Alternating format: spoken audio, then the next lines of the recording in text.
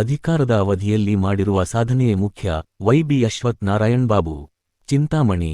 ಹುಟ್ಟು ಸಾವಿನ ಮಧ್ಯೆ ಮಾಡಿರುವ ಸಾಧನೆಯೇ ಬೆಳಕಿಗೆ ಬರುವುದು. ಗ್ರಾಮ ಪಂಚಾಯಿತಿಯಿಂದ ಲೋಕಸಭೆಯವರೆಗೂ ಜನಪ್ರತಿನಿಧಿಯಾಗುವುದು ಮುಖ್ಯವಲ್ಲ, ಜೊತೆಗೆ ಎಷ್ಟು ವರ್ಷ ಅಧಿಕಾರದಲ್ಲಿದ್ದೆ ಎಂಬುದು ಮುಖ್ಯವಲ್ಲ, ಅಧಿಕಾರದ ಅವಧಿಯಲ್ಲಿ ಮಾಡಿರುವ ಸಾಧನೆಯೇ ಮುಖ್ಯ ಎಂದು ಚಿಂತಾಮಣಿ ಮಾಜಿ ಕೋಮಲ್ ನಿರ್ದೇಶಕ ವೈ.ಬಿ. ಅಶ್ವಥ್ ನಾರಾಯಣ್ ಬಾಬು ನುಡಿದರು. ತಾಲೂಕಿನ ಶಿಡ್ಲಘಟ್ಟ ವಿಧಾನಸಭಾ ಕ್ಷೇತ್ರ ವ್ಯಾಪ್ತಿಯ ಏಣಿಗದಲೆ ಡೈರಿಯಿಂದ 32 ಲಕ್ಷ ವೆಚ್ಚದಲ್ಲಿ ನಿರ್ಮಾಣವಾದ 10 ಅಂಗಡಿಗಳ ಮಳಿಗೆಗಳನ್ನು ಉದ್ಘಾಟಿಸಿ ಮಾತನಾಡುತ್ತಾ 2004ರಲ್ಲಿ ಈ ಭಾಗಕ್ಕೆ ಈಗಿನ ಚಿಂತಾಮಣಿ ಕ್ಷೇತ್ರದ ಶಾಸಕರು, ಜಿಲ್ಲಾ ಉಸ್ತುವಾರಿ ಸಚಿವರು ಹಾಗೂ ರಾಜ್ಯ ಸರ್ಕಾರ ಸಚಿವರಾದ ಡಾ. ಎಂ.ಸಿ. ಸುಧಾಕರ್ ಈ ಭಾಗಕ್ಕೆ ಶಾಸಕರಾಗಿದ್ದಾಗ ವಿಶೇಷವಾಗಿ ನೀರಿನ ಅಭಾವ ಸೃಷ್ಟಿಯಾಗಿತ್ತು. ಸುಮಾರು ವರ್ಷಗಳ ಹಿಂದೆ ಪಾಪಾಗ್ನಿ ನದಿ ಹರಿತಿತ್ತು, ಮಳೆನಾಡಾಗಿತ್ತು. ನಾನು ನಮ್ಮ ಅಜ್ಜಿ ತಾತನ ಮನೆಗೆ ಬಂದಾಗ ನೀರನ್ನು ನೋಡಿ ಸಂತೋಷವಾಗುತ್ತಿತ್ತು. ಆದರೆ ಹಂತ ಹಂತವಾಗಿ ನಶಿಸಿ ಹೋಗಿದೆ, ನೀರಿನ ಅಭಾವ ಸೃಷ್ಟಿಯಾಗುತ್ತಿದೆ. ನಾಳಾ ನದಿ ಬಳಿತು ಹೋಗಿದೆ, ರೈತರು ಎಲ್ಲರೂ ಆತಂಕದಲ್ಲಿ ಇದ್ದಾರೆ. ಬಂದಿರುವ ಸರ್ಕಾರಗಳು ಸತತ ಪ್ರಯತ್ನದಿಂದ ರೈತರಿಗೆ ನೀರು ಸಾಗುವಳಿಗೆ ನೀರಿನ ಸೌಲಭ್ಯ ಒದಗಿಸಲು ಎಚ್.ಎನ್. ವ್ಯಾಲಿ ಮತ್ತು ಕೆಸಿ ವ್ಯಾಲಿ ತರುತ್ತಿದ್ದಾರೆ. ಎಲ್ಲೋ ಒಂದು ಕಡೆ ಈಗಿನ ಸಚಿವರಾದ ಡಾ. ಎಂ.ಸಿ. ಸುಧಾಕರ್ 10 ವರ್ಷಗಳ ಹಿಂದೆ ಸೋಲಿನಿಂದ ಕ್ಷೇತ್ರ ಜನತೆ ಪಶ್ಚಾತ್ತಾಪ ಪಡುವಂತಾಗಿದೆ. 10 ವರ್ಷಗಳ ಹಿಂದೆ ಮಾನ್ಯ ಶಾಸಕರಾದ ಡಾ.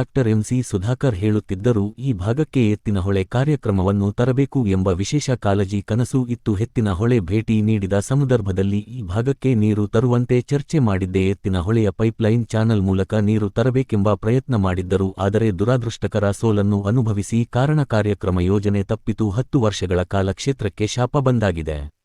ನಂತರ ಗೆದ್ದ ಶಾಸಕರು ಹಾಗೂ ಸಂಸದರು ಅವರಿಗೆ ದೂರದೃಷ್ಟಿ ಇರಲಿಲ್ಲ. ಆದರೆ ಹಿಂದೆ ಯಾರು 10 ವರ್ಷಗಳ ಕಾಲ ಯಾವುದೇ ಪಕ್ಷದ ಶಾಸಕರು ಸಂಸದರಾಗಿದ್ದರು, ಅವರಿಗೆ ದೂರದೃಷ್ಟಿ ಇರಲಿಲ್ಲ, ಈ ಭಾಗದ ಜನರ ಬಗ್ಗೆ ಕಾಳಜಿ ಇರಲಿಲ್ಲ. ಆದರೆ ಎತ್ತಿನಹೊಳೆ ಬರುವಂತಹ 24 ಟಿಎಂಸಿ ಪೈಕಿ 4 ಟಿಎಂಸಿ ಬರುವ ಅವಕಾಶವಿದೆ, ಅದರಲ್ಲಿ ಬೇರೆ ಬೇರೆ ಜಿಲ್ಲೆಗೆ ಹರಿಯುವಂತೆಯಾಗಿದೆ ಎಂದರು. ಕಾರ್ಯಕ್ರಮದಲ್ಲಿ ಚಿಕ್ಕಬಳ್ಳಾಪುರ ಹಾಒ ವ್ಯವಸ್ಥಾಪಕ ಎಂ. ಶ್ರೀನಿವಾಸ್ ರೆಡ್ಡಿ, ಮಾರ್ಕೆಟಿಂಗ್ ವ್ಯವಸ್ಥಾಪಕ ಗಂಗಾಧರ್, ಚಿಂತಾಮಣಿ ಶಿಬಿರ ಕಚೇರಿಯ ಉಪ ವ್ಯವಸ್ಥಾಪಕ ಡಾ. ಡಿ.ಎಂ. ಮಹೇಶ್, ಡಾ. ಕಾವ್ಯ, ನಿವೃತ್ತ ವಿಸ್ತರಣಾಧಿಕಾರಿಗಳು ಪಿ.ವಿ. ವೆಂಕಟರಮಣಪ್ಪ, ಕಾರ್ಯಕಾರಿ ಮಂಡಳಿಯ ಅಧ್ಯಕ್ಷ ಶ್ರೀ ರಾಮರೆಡ್ಡಿ ಸಿ, ಉಪಾಧ್ಯಕ್ಷ ಶ್ರೀ ತಲಾರಿ ಪ್ರಕಾಶ್ ಮತ್ತು ನಿರ್ದೇಶಕರು, ಸಿಬ್ಬಂದಿ ವರ್ಗ ಮತ್ತು ಉತ್ಪಾದಕರು ಹಾಗೂ ಗ್ರಾಮಸ್ಥರು ಹಾಜರಿದ್ದರು.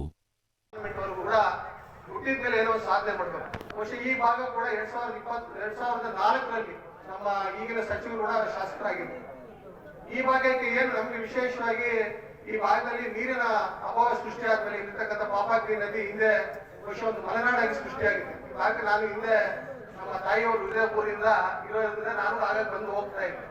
ಈ ಭಾಗದಲ್ಲಿ ಬಂದ್ರೆ ಖುಷಿ ಆಗುತ್ತೆ. ಮಲೆನಾಡ ನೋಡ್ತಕ್ಕಂಥ ಪರಿಸ್ಥಿತಿ ಆದ್ರೆ ಇವತ್ತು ಹಂತ ಹಂತವಾಗಿ ಎಲ್ಲೋ ಕಡೆ ನಶಿಸ್ತಾ ಇದೆ. ಇವತ್ತು ಆ ಒಂದು ನಾಲೆ, ಆ ಒಂದು ನದಿ ಎಲ್ಲೂ ಕೂಡ ಎಲ್ಲ ಬತ್ತು ಹೋಗಿದೆ. ರೈತರೆಲ್ಲ ಒಂದ್ ಕಡೆ ಆತಂಕದಲ್ಲಿದ್ದಾರೆ.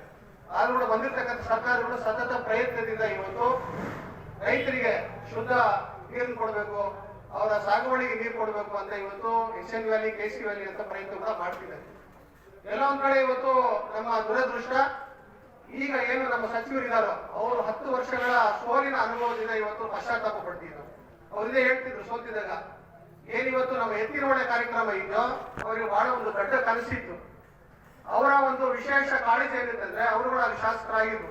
ಅವ್ರು ಹಲವಾರು ಸಂದರ್ಭಗಳಲ್ಲಿ ಎತ್ತಿನಹೊಳೆಗೆ ಭೇಟಿ ಕೊಟ್ಟಾಗ ಚರ್ಚೆ ಆಗ್ತಿತ್ತು. ಅವ್ರ ಹತ್ರ ಕೂತ್ಕೊಂಡಾಗ ಅವರ ಒಂದು ಕಾಳಜಿ ಏನಿತ್ತಂದ್ರೆ ಈ ಭಾಗಕ್ಕೆಲ್ಲ ನೀರು ತುಂಬಿಸ್ಬೇಕಂದ್ರೆ ವಿಶೇಷವಾಗಿ ಎತ್ತಿನಹೊಳೆ ಯೋಜನೆಯಿಂದ ಯೂಆರ್ಜನ್ ಚಾನಲ್ ಅಂದ್ರೆ ಪೈಪ್ ಚಾನಲ್ ಅಲ್ಲಿ ಬರಬೇಕು ಅಂತ ಬಹಳ ದೂರದೃಷ್ಟಿ ಇಟ್ಕೊಂಡು ಪ್ರಯತ್ನ ಮಾಡ್ತಾರೆ. ಆದ್ರೆ ಅವರ 10 ವರ್ಷಗಳ ಸೋಲು ನಮ್ಗೆಲ್ಲ ಶಾಪ ಆಯ್ತು. ಇವತ್ತು ಯಾರು 10 ವರ್ಷ ಹಿಂದೆ ಜನಪ್ರತಿನಿಧಿಗಳಾದ್ರೆ ಯಾವುದೇ ಪಕ್ಷದ ಶಾಸಕರು ಇರ್ಬೋದು ಅಥವಾ ಸಂಸದರು ಇರ್ಬೋದು, ಅದನ್ನ ದೂರದೃಷ್ಟಿ ಹಾಕ್ತಿಲ್ಲ. ಅದೇನು ಇವತ್ತು ಎತ್ತಿನಹೊಳೆ ಬರ್ತಕ್ಕಂಥ 24 ಟಿಎಂಸಿ ಇವತ್ತು ಬರೀ 4 ಟಿಎಂಸಿ ಬರ್ತಕ್ಕಂಥ ಅವಕಾಶ ನಮ್ಗೆ ಸಿಕ್ಕಿದೆ. ಆ 4 ಟಿಎಂಸಿಯಲ್ಲಿ ಕೂಡ ಬೇರೆ ಇರ್ತಕ್ಕಂಥ 5 ಜಿಲ್ಲೆಗಳಿಗೆ ಸೀಮಿತವಾದಂತೆ ಇವತ್ತು ಬೇರೆ ಬೇರೆ ಮಲೆನಾಡು ಭಾಗದಿಂದ ಇವತ್ತು ಹಾಸನದಿಂದ ಇಟ್ಕೊಂಡು ಇವತ್ತು